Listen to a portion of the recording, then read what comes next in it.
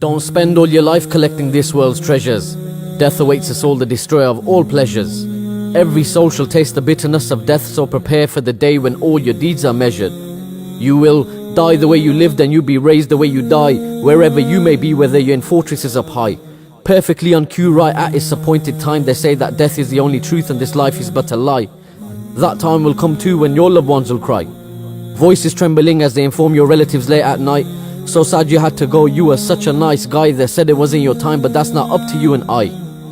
People will gather at your home when they hear the news of the calamity. Standard formality expressing their condolences to your family. The movement of time is nothing more than an erosion of existence in this dunya. So fulfill your faraid, renew your intentions, and hold on to the Prophet's sunnah, because time waits for no man. So why should it wait for you? You thought life was just a game until death decided to make its move. You were given chance after chance, but now it's too late for you. You procrastinate to prostrate to the one that created you. You see, time is killing us while we think we're killing time. The place where you'll be buried has already been assigned. We deal with death like it's doubtful when the promise is divine. Will you be satisfied when you're lying in a space that's confined? Uthman ibn Affan would cry every time he'd see the grave, the possessor of two lights, may Allah be pleased with his slave. He'd say that the grave is the very first step into the akhirah. Who's successful in the qabr will be successful all the way, but these days we just laugh and joke in the cemetery. Some don't even visit, believing this unnecessary. Brother, don't forget that even your life is temporary. Don't live your life like death is not in your vocabulary. Others use the term death-defying, but nobody's ever defied death. With every step that you take, you're getting closer to your last breath. The cries of the Sahaba, they would drown the sound of the khutbah every time that death was mentioned.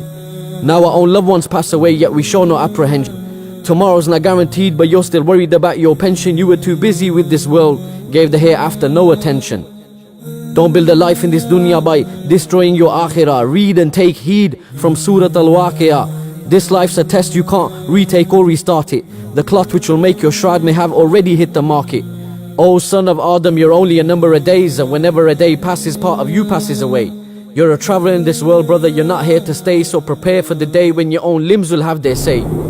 You will regret every moment that you chose to disobey. Imagine standing before Allah while your deeds are being weighed. When people gave you advice, you didn't give them the time of day. You thought you'd practice when you're older, but it didn't go your way. So we laid you to rest right side facing the Kaaba. I just pray the last words on your lips was a shahada. Friends and family turn up to pray your janazah. If anyone could escape death, it would have been the Prophets and Sahaba.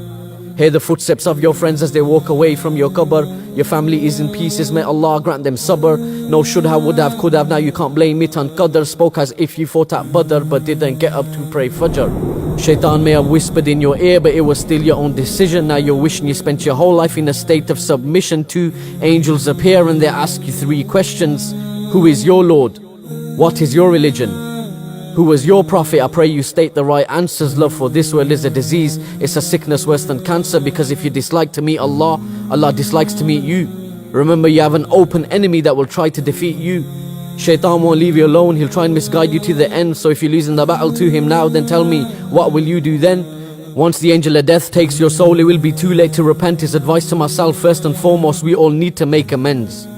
Don't want your soul to leave your body like a thorn branch ripping through wet wool. The world is small, our desires are large, the dirt will ensure we're finally full. Angels of dark faces whipping you, calling you by the worst of names, telling you to taste the punishment of the blazing flame, saying, "O evil soul, come out to the anger and wrath of Allah." So while you're alive, make sure everything you do is fi sabilillah. Constantly remember death and try your best not to get misled. If you could hear what happens in the grave, then you would stop burying your dead. My brother, you could be here one morning and be gone by the afternoon. That's why we say, Inna lillahi wa inna ilayhi raji'un.